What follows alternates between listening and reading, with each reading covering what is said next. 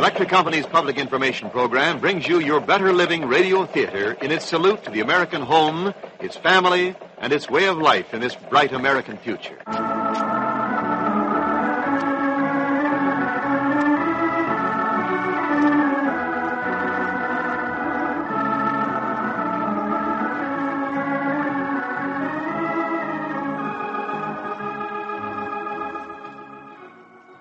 The tubes in your radio, the power behind this station which brings you this program, the nightlight at your child's bedside, the giant motors that drive the machines to mold our steel and power your production lines, the current that pops your family toaster, foods, aircraft, railroads, automobiles, and ships.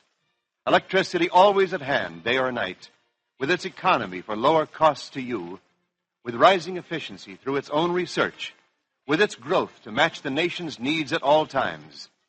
The electric industry strives day and night to bring you better living. This is your narrator, Wendell Niles. And now your Better Living Radio Theater brings you the story, A Million Words, A Million Songs. A dramatic account of the tremendous growth of radio and the phonograph and their impact on our lives. This is the first in a series of broadcasts at this time to show you how Americans in a free nation have worked to bring you better living today. In fact, the highest standard of living in the world. Later you will hear from today's guest, Mr. Gwilyn A. Price, President of Westinghouse Electric Corporation.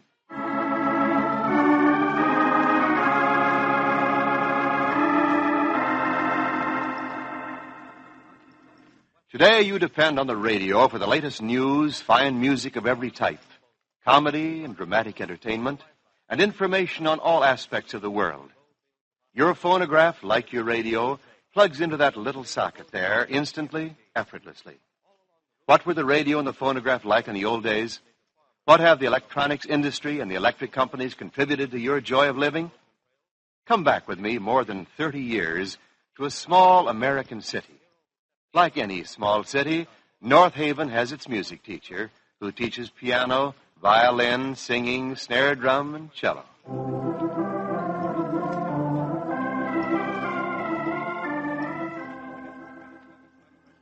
That's right, Effie. You practice your cello every day and remember the recital next spring. Now tell Mama you're doing right well. See you next Tuesday, same time. That child's going to drive me crazy. What's wrong, Mr. Keller? Oh, she's too fat, Philip. Weighs 160 pounds. She can't get her arms around to play the cello. Maybe you ought to tell her not to play it. Oh, her mama would scalp me. Besides, Philip, when you get to my stage in life, you have to earn $1 any way you can. Now, we'd better get on with your lesson. Where'd I put it? Flute and 10 easy lessons? No, that's not it. Clarinet book for advanced students. Nope. But, Mr. Keller, I don't use a book for piano. Uh-huh. Now, Philip, you think I've lost my wits again. I know who you are. I know what you play. I know you're my best student, and I know you aren't going to play the piano today. I'm not? I've got something for you to listen to. A brand new record of a French pianist playing Debussy. Who? Debussy, a great composer, Philip. Though people don't think much of him yet. They will. Now, here's the record. I want you to listen to it over and over. It's wonderful music, Philip. And I want you to listen to this man play it, because you'll play it even better someday. Crank up the phonograph while I put it on, will you?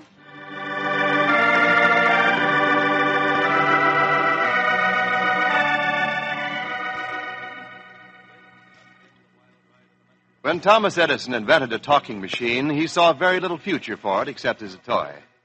Later, he thought it might be useful in business for recording dictation. This was after others had slowly and painfully improved the earlier machine. After they had developed a flat disc recording similar in shape to that we know today. After they had developed a method of making many copies of one master record.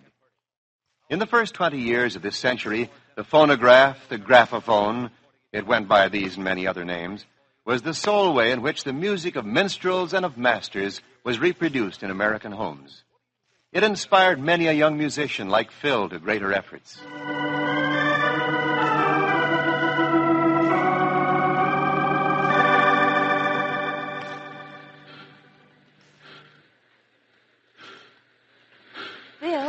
Phil, here I am over here. Hello, Karen. Welcome home. Thanks.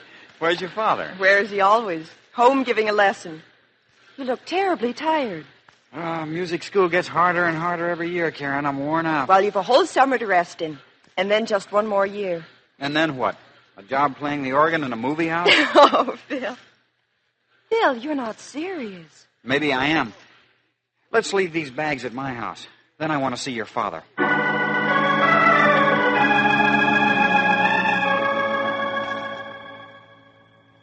Oh, now, see here, Philip. Karen's right. You're tired. I know how it is. I get tired myself being with music all day. You're not giving up your piano. Why, you can't. You've worked too hard. I've worked hard for 3 years, and a good many years before that, Mr. Keller. But now I know. I'm not good enough to be a top pianist. You're giving up too easily. You gave up? Why aren't you giving concerts in a big hall instead of teaching all kinds of kids in a living room? Phil, you shouldn't have said that. You hurt him. Karen, it's all right. I'm sorry. Very sorry, Mr. Keller. No, my boy. Don't be sorry. You're right. I gave up. But I had to. Karen's mother died when she was born. But I know this. If you give up music now, you'll regret it. Because it's born in you. And you can never get away from it. That's why I teach the tone deaf, the people with 2 left hands, little fat girls who want to play the cello. But somehow they still want music. And I'll see they get as much as they can get.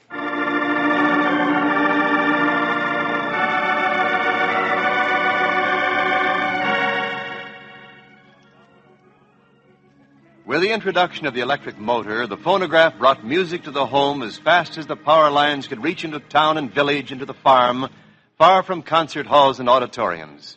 Here was music, great music, popular music, as easily at hand as man had ever known it. The names of Paderewski, Chrysler, Caruso, and Kubelik were household terms, thanks to the phonograph.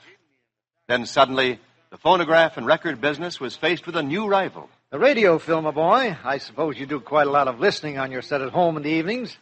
As a matter of fact, Mr. Masters, my mother won't allow a radio set in the house. She won't. She says she won't have those evil-smelling batteries in our house, not even in the kitchen. However, after I get through at Dad's office, I go over to the neighbors and listen. What do you hear? Oh, I began a couple of years ago when all you could get was KDKA in Pittsburgh. Then we could get Coon Sanders Nighthawks out in Kansas City. Now there's a lot you can listen to. The Ipana Troubadours, the A&P Gypsies, and Mary Garden in Chicago. I thought you'd given up music.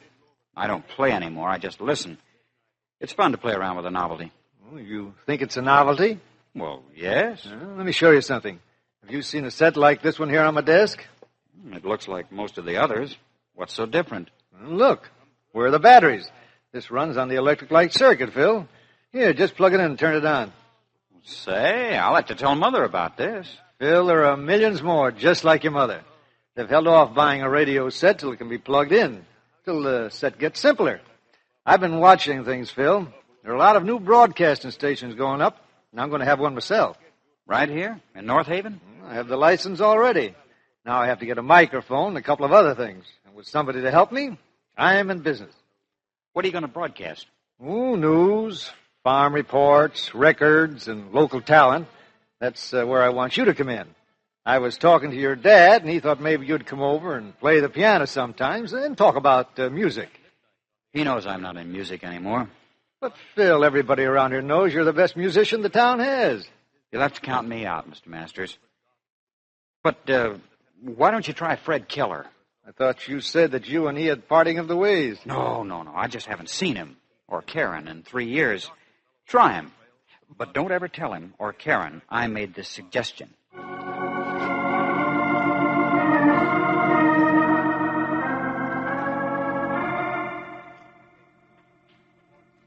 On Christmas Eve, 1907, a brilliant Canadian, Reginald Fessenden, frightened a few ship's operators out of their wits by actually broadcasting the sound of the human voice. More than one newspaper man was almost fired for reporting the event. But in the early 20s, radio suddenly boomed when Harding's election as president was broadcast, and when another daring radio pioneer broadcast the Dempsey-Firpo fight. In September 1921, there were 4 stations on the air. By the end of 1922, the unbelievable number of 528. By the end of 1926, there were more than 700. With the development of the home electric-powered receiver, radio had zoomed past the record business as America's favorite home entertainment.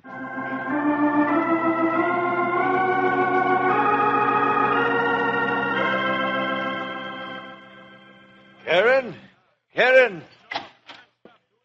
What is it, Father? It's almost 9 o'clock. I know. Please lie back and rest. You know what the doctor said. But I want the radio turned on. I want to hear what Mr. Masters are going to put on in place of my program. The doctor said you ought not to listen.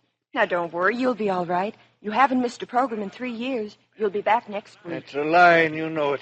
Well, a month, perhaps. Well, I'm not even going to wait for somebody to tell me tomorrow what went on at 9 tonight. Turn on that radio, or I'll get off this couch and do it myself. Well, the doctor said you oughtn't, but not you mustn't. Listen.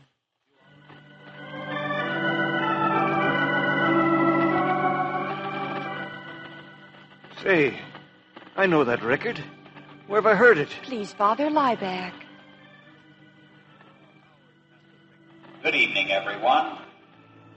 I want you to know that your friend, Fred Keller, is resting comfortably tonight. I was there myself a short while ago. Oh, who's that doggone liar? Be You quiet. see, I used to be a pupil of Mr. Keller's, and I know what he's meant to this city. To those of us who have studied with him, to those of us who have heard this broadcast. I know that voice. Why, it's Phil. Yes, Phil. He was here. You gave him that record. Yes. I think he's the finest musician I know, because he's made music live for so many of us. But he's gone beyond that. He's made music live before its time. You know how he hailed Gershwin before Gershwin was widely popular. I can go back further than that. The record you just heard now was by a composer who's just now being hailed as one of the greats in serious music. Fred Keller played that for me and predicted his acceptance. And tonight, I'm going to play some more of his wonderful collection and tell you about them.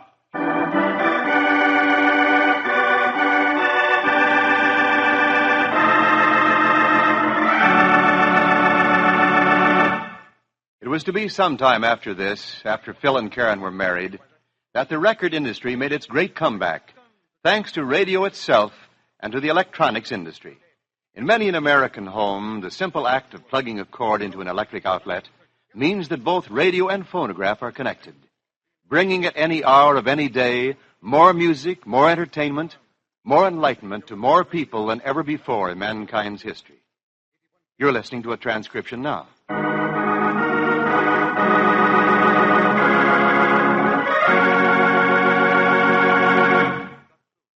And now may I present today's guest of Better Living Radio Theater, Mr. Gwilyn A. Price, President of Westinghouse Electric Corporation.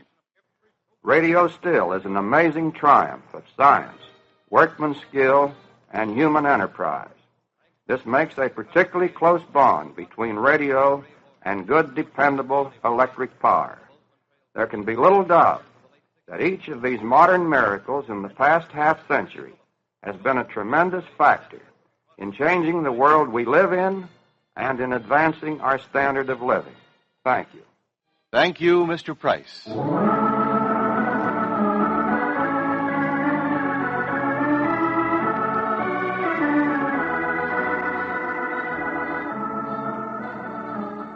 You have been listening to Mr. Gwilyn A. Price, President of Westinghouse Electric Corporation. Mr. Price was today's guest on Better Living Radio Theater, which has brought you the story, A Million Words, A Million Songs. The first in a series of broadcasts at this time, presented by this station and the Electric Company's Public Information Program. Now, this is your narrator, Wendell Niles, inviting you to be with us again at the same time next week when your Better Living Radio Theater will present George Washington's Gingerbread Man, the dramatic story of Christopher Ludwig, the first Baker General of the American Army. Until then, this is Wendell Niles wishing you better living.